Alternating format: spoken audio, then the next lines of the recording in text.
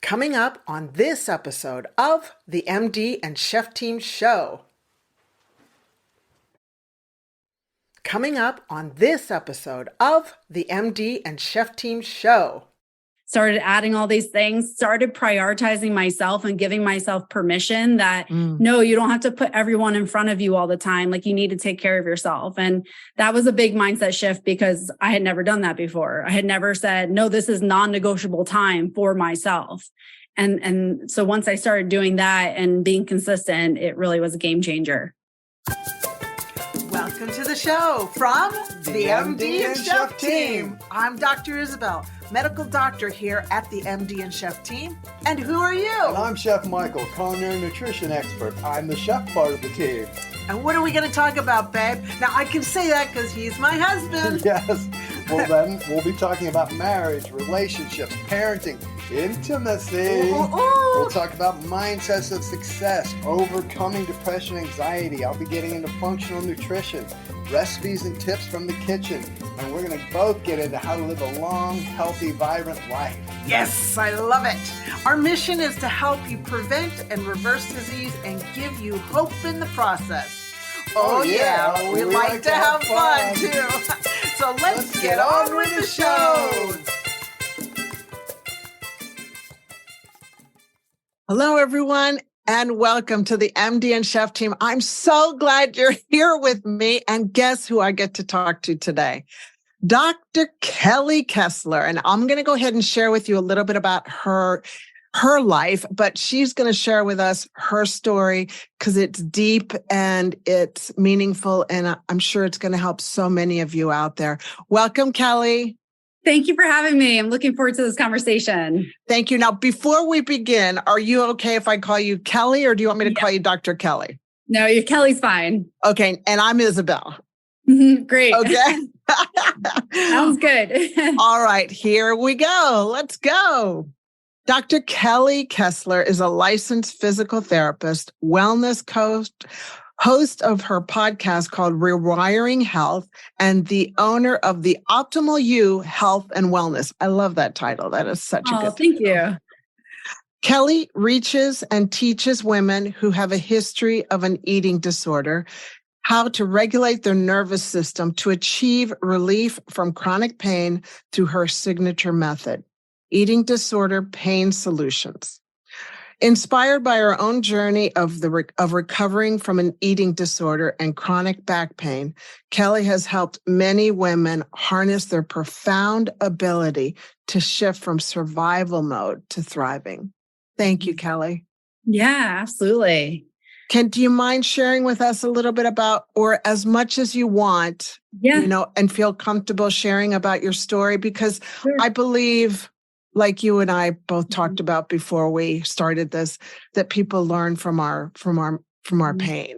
Yeah, absolutely. I'm an open book, but it wasn't always like that. It took me a long time to really disclose what I had gone through with my eating disorder. I was very secretive about it, but it started my late teens, and I didn't even recognize that it was an eating disorder. So I was an athlete and I played field hockey, and I was very much a perfectionist. So I would just push myself harder and harder, never felt like what I did was good enough, and just kept going harder and harder. And went off to college, and my goal was to make the starting lineup for the field hockey team. Freshman year, I made the starting lineup, did it. You would think you'd be like ecstatic, nope, I had to keep going. It wasn't enough. So while everyone was out drinking, I was out running, and it just kind of perpetuated. And the school I went to wasn't really a good fit. So I ended up transferring. And that really was not a great thing for me because I not only gave up my starting position, but then I entered a team that had already been established, and I was the odd man out. And that was kind of like the catalyst to let things kind of snowball out of control, I felt like. And so I come into this team, I'm not really welcomed. And so what did I do to cope with that? I just started exercising more because that's all I knew. So I was doing all the workouts with the team, and then I would go do my own workouts. And that then got gradually more and more out of control too. So I would, eat breakfast, I was working out, eat lunch, working out, eat dinner, working out. And again, when everyone's going to the bar, or walking home at 3 a.m., I was out running campus. Wow. And so I did that for a long time. But the problem was I was also binging while I was doing that. So I was eating excessively and then exercising excessively. And that was my cycle. And I did that for several years. And then I got to a point where I was eating so much that I felt like I couldn't do it with exercise alone to, expel those calories, exercise alone. And then I started throwing up. Mm-hmm. And that was the moment I realized I had an issue. I had something going on that was more than I realized, because the whole time I had just thought I was an athlete and I was just working hard. But once I started doing that, I'm like, okay, I do have a problem. But I didn't really care because I held on to my eating disorder because it was my comfort zone. It's what I knew. And I didn't want help. I didn't want anybody to tell me I needed to change because that's what I wanted at that time.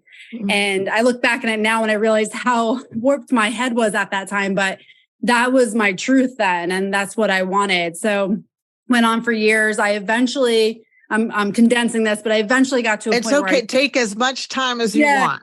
We're here. Okay. We're here listening.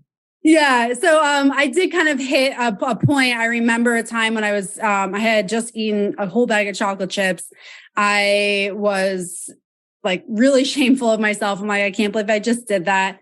Went for a run. And then I'm like, I ended up throwing up several times. I just sat on my floor, like shaking. And like my eyes were bloodshot. My heart was pounding out of my chest. And I'm just like, oh my gosh, I can't keep going on like this. Like I was scared because like I was starting to see my body reacting in a way that I hadn't seen it react before. And so I'm like, I need to change. I don't know how I'm going to change, but I need to change. And I really feel like that was the moment. I had even journaled about it at the time. Like that had happened. And I'm like, I have to do something because I don't want to live the rest of my life like this. And so I kind of baby stepped my way out of a very, very deep hole and gradually got myself to a point where I wasn't tethered by my eating disorder after several years and several setbacks. Got to that point. And now I'm in my mid-20s and now I'm experiencing back pain. So, I had pounded the pavement for years, lifted for years. And in hindsight, I do realize that there was so much emotional turmoil from the eating disorder that I had never worked through, that was also playing a huge role in what my body was experiencing. Mm-hmm. So I went to several practitioners. I remember one in particular, I got an x-ray of my back and, at the time, as before I had gone to PT school, didn't really understand the body as well. And they're like, well, you have half the disc height at L4, L5. And I'm like, okay, what does that mean? And they're like, well, it doesn't come back and only gets progressively worse. And that was kind of what they said. There was no like hope in it, And I'm like, oh my God, I'm 25, like I'm too young to be experiencing this. And like, it just put so much fear into me that for years, I felt like that was my Achilles heel. Like my back was something that would always be like my nemesis. And so I go off to PT school, learn everything about the body. I put myself through like a stretching regimen, a strengthening regimen, manipulations, you name it. And again, I still have pain. And I'm like, this still isn't doing what I thought it would. And I'm like, oh my gosh, I still can't even help myself. And it was then I watched the documentary Heal, and they talk, in that talk about the power of the mind and the body and the nervous system. And that really was like the switch. I'm like, oh my gosh, I missed a huge part of healing. Like I didn't even think about that till now. And that really was the catalyst for me opening the door to actually healing. And so I realized the root cause was my dysregulated nervous system that had been manifesting for years with the eating disorder and stress that I never dealt with. And so I dove in head first and started implementing things. And again, fast forward many years, I'm talking to you today with no back pain. So it really has come so far. So it's amazing. Oh my gosh. Congratulations. That's hard work. That's deep work. Yeah. That you had to do. And I honor that only because it's so hard to do that work. First to wake up. Yeah. And go, okay, I'm really afraid now. I've got to fix, I've got to get this repaired. I always think while you were telling the story, I was thinking about Dr. Gabor Mate and how his equation, his simplified equation is we all experience a trauma that leads to pain, that leads to escape. And your escape was working out and pretty much self-harming yourself. 100%. That was your best friend. Mhm. Can you backtrack and do you know what that trauma was for you? Yeah, it's like I feel like it's, I've been doing a lot of introspection because I was like, I had a good childhood, like I had a good family, like I had good parents. But now that I have my own children, I start seeing things that, my parents watch my children and they're great people, but I start seeing things where like I had internalized something like subconscious messages that I didn't realize I had. And part of that was like, everything was black and white growing up. It was like, this is good, this is bad, and there wasn't a lot of wiggle room. And I felt like in some ways it was kind of very like judgmental in a way, like this is how you do it. And anything outside of that is not really right. And I felt like I'm a people pleaser. So I always tried to like rise up to their expectations. And I felt like if I didn't meet their expectations, I was a failure. And looking back, I think how all those messages got bred in me. And, I remember things that were said, like growing up, like, my brother had called me like a fat pig, when I was young, and I internalized that too. And I remember I actually found something in my childhood desk where I had written when I was 10, I'm so fat. And, I'm like, oh my God, like I didn't realize how young, like I felt like that, And I think it was just an accumulation of things that, I don't know. It wasn't like this big thing. It was like all these little micro traumas that I internalized because I'm a sensitive person. I didn't know how to process that. I didn't really speak openly with emotions growing up. That was kind of like, we don't really talk too much with emotions, and I didn't know how to process it. So I think that really was it. But yeah, it wasn't any big event that happened. So it took me a while to figure out why. Why did I experience that? Because it wasn't something that was so explicit that, of course, this is how I dealt with it. Yeah. So, micro traumas that add up. They just, it's just a little tear here, a little cut there. And those cuts, when a little bit of, they can accumulate. Yeah. Yeah, absolutely. So you obviously have worked with the limbic system. Yes, absolutely. Yep. The good old limbic system. Yes. We love it and we hate it all at the same time. Yes. Well, tell me, what was the connection between the eating disorder and your chronic pain and your healing with the limbic system? I know that's a big question. That's okay. Yeah. Yeah. So it took me a while to realize that connection too, because like I said, I did everything mechanical, orthopedic, and it wasn't working. And then I realized I still had I had never dealt with the emotional trauma of that eating disorder. I just the behavior stopped, but I didn't really deal with everything that I was thinking at that time. So I still had very much the same thoughts, like you're not good enough, nothing you do is good enough. Your worthiness is tied to what you do, what you accomplish. Like I had such a perfectionist mindset where, I was just striving for this unattainable. And at that time, the unattainable was my body, but I still carried those into everything I did. So school, work, everything I did, I still had this mentality. And so those limiting beliefs, that turmoil, inner turmoil, I recognized was causing constant stress in my life. And it really came to a head when we were building this house and, I was pregnant and, I had still had all that stress and it was just so much. And then my back was the worst it had ever been. And I was doing better. And I started realizing every time my stress in my life increased, my back pain would increase significantly. And when things were quieter, it wasn't as bad. So that's when I started seeing I can relate to that. I can so relate to that. When I'm stressed, I get right lower, that sciatica kind of comes on. And then things are sweet. Yeah, exactly. And then you're like, fine. Yeah. And you're like, oh, it went away. And then it like comes right back. And I started seeing those correlations and I'm like, And it really was like, I had to get smacked in the face with it because I was probably the most stressed I had ever been in years because of like, I was pregnant. We were living at my parents' house with 3 dogs and my husband, and we're building this house and everything went wrong. And I was driving an hour to work 5 days a week. And I mean, it was like, everything was just like a perfect storm. And I literally like couldn't even drive to work without stopping like 3 times to get out. I couldn't sleep. I was walking around with like a lacrosse stick, like just to brace myself, like, I mean, it was a nightmare, You were bad. I was real bad. And then it's like, that's when I realized like, it was the same thing. I'm like, this is something, and then I had to work through that stress and really start implementing all the things I was learning about.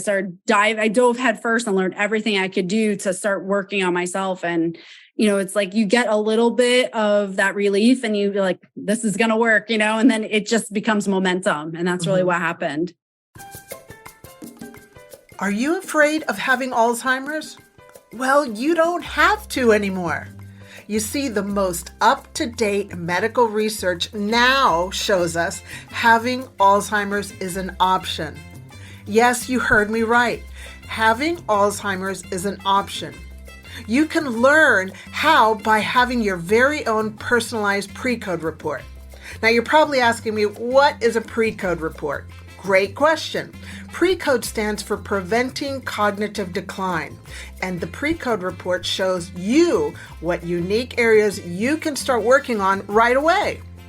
All of this has been made available by my genius mentor and medical doctor, Dr. Dale Bredesen, who has been researching this for 30 plus years and wrote the best book ever called The End of Alzheimer's. Having Alzheimer's is now an option. There is hope. For more information on how to get your pre-code underway, look for the link in the show notes. Now, back to the podcast. And I shouldn't have said you were bad because you weren't bad. You were in a bad space. Yeah, 100%. And so you started, so forgive me for saying you were bad. No, you're fine. You're not a bad, No worries. I know. I know, but it lands in our brain, Yeah. And then we've got to go, nope, I got to kick it out. So kick it out, girl, kick it out. That's right. Remove myself from it. So you were in a bad space. What did you do? Like, what happened? Yeah. So, I mean, I literally, I was like, I still was like working hard, but then it's like when the back pain came, I couldn't. And so I'm like, okay, I just need to start like toning everything back. I started diving into breath work. I started diving into like gentle yoga.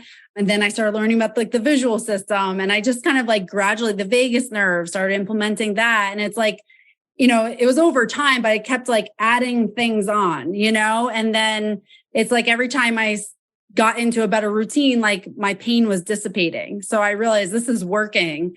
And so that same headstrong attitude I had that kept me in all this was getting me out because I'm like, I'm a problem solver. Like if I don't like what's happening, I will figure a way out. And so that's what I did. And so started adding all these things, started prioritizing myself and giving myself permission that no, you don't have to put everyone in front of you all the time. Like you need to take care of yourself. And that was a big mindset shift because I had never done that before. I had never said, no, this is non-negotiable time for myself.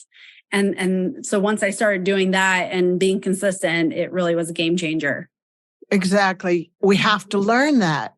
One, being a people pleaser, which a lot of us are women, especially, are raised to be people pleaser. I mean, we've got like antennas that just know whether somebody's happy with us or not, just a sigh or or just all that stuff. And then not only are we taught to be people pleasers, but I love your attitude. Like, I'm going to figure this out. You know, and you did. And you essentially learned the recipe for yourself. Yeah, exactly. And would you agree that everybody is a different recipe? You just 100%. need a little bit of help to figure out what that recipe is, because it is so personalized, right? Oh, 100%. Yeah. There's a generalized guide for that, but it's again, knowing yourself and getting in tune with yourself well enough to know what should stick and what you should repel. Right. And so like what worked for me is good. And there's things that people can absolutely take. And the whole recipe of like how you implement that is all the same. Being consistent, giving yourself grace, not worrying about perfection, all that. But there's so many tools you can implement, but you have to know and be in tune with yourself and know enough to know, yes, I keep this. No, I don't. Because that was another thing with the eating disorder and the back pain, is that like I had disassociated from even my own signals and what was right for me, that I had to learn that again. Mhm. And what actually feels good versus like that, should versus good. It's a tough line to kind of figure out when you've kind of removed yourself from any kind of internal cues for so long. Mm-hmm. And gosh, there's so much I want to, while you're talking, I'm like, oh yeah, I want to. Yeah. Number one is learning to listen to the way you're listening to yourself and just saying, wait a minute, no, I'm going to start talking to myself the way I want to be talked to. Mm-hmm. Yeah. That's number one. And then number two is, I love that you didn't essentially say this, but the way I say it in a sentence is, self-care is not being selfish. Mm-hmm. Exactly. Because if you're not well, then how can you help other people? How can you help your family, your husband? So exactly. Man, I know how hard it is. I know. So when did you figure out that you're not perfect and that you will never, ever be perfect?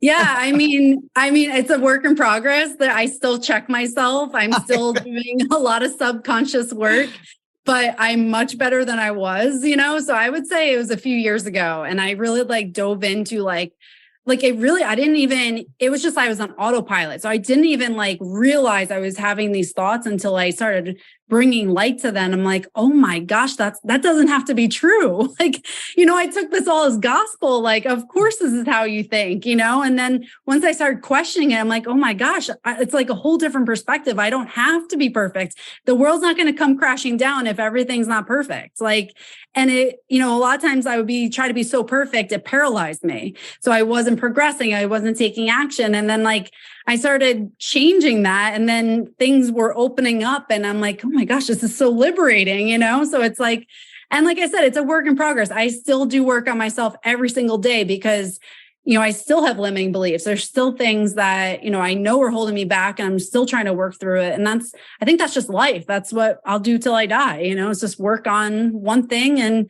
and keep on, once one problem is solved, you figure out another problem. So there's always going to be problems. We just have to work through it. Right. Lifelong learning. Mm-hmm. Yeah, exactly. And now that you're a mom, I know that you'll have more grace with your kids. Oh my gosh, yes. I'm so aware of the messages they're getting. And I'm, I talk about my emotions with them because I feel like that was one of those things I didn't have. It's my parents would kind of keep this persona, everything's okay. And you just knew it wasn't. And so now I say, you know what? I'm a little frustrated right now. I didn't react well. If I don't, I recognize that, I own it. And I said, and that's okay. And, my son, I'm so proud of him. He's 3 years old. He's doing breath work when he gets upset. So he already has skills that it took me 30 years to learn, So I'm trying to allow him to have coping mechanisms for himself, because I think that's what happens is that our kids don't have coping mechanisms. We comfort them. They become adults, and then we expect them to self-soothe with no tools. Right. And that becomes a huge issue. Exactly. I love it. Your kids will benefit greatly from this. Yeah. As will your clients. Now, I want to ask you, what 3 action steps? I always like sending our listeners away with 3 things that they can start implementing now into their lives. What 3 action steps would you give them today? So first thing I would do is carve out the smallest amount of time you can in the beginning of your day and the end of your day, even if it's 1 minute. Do 1 minute. And so I always recommend starting as small as you absolutely need to, in a way that it feels silly to say no, because the hardest part is getting started. And this was a big thing for me. It's you don't have to jump in and do an hour of something, because you're going to meet resistance with that automatically. So carve out a minute in your morning, a minute in your day, and then build on that to do things that serve you. So that would be 1. 2 would be start your day out with an intention. So leave your phone aside, because you can't show up for everyone else unless you show up for yourself. So have some kind of intention that serves you in a way that is positive. So it literally is how our brains are wired. If you have the intention that today is going to be full of abundance, your brain will literally figure out a way to filter out the world to see more abundance. And it's part of that reticular activating system. So have which an is a real thing in our brain, It's real. a reticular activating system. Exactly. So it's not woo-woo. It's absolutely real. So have It's not woo-woo.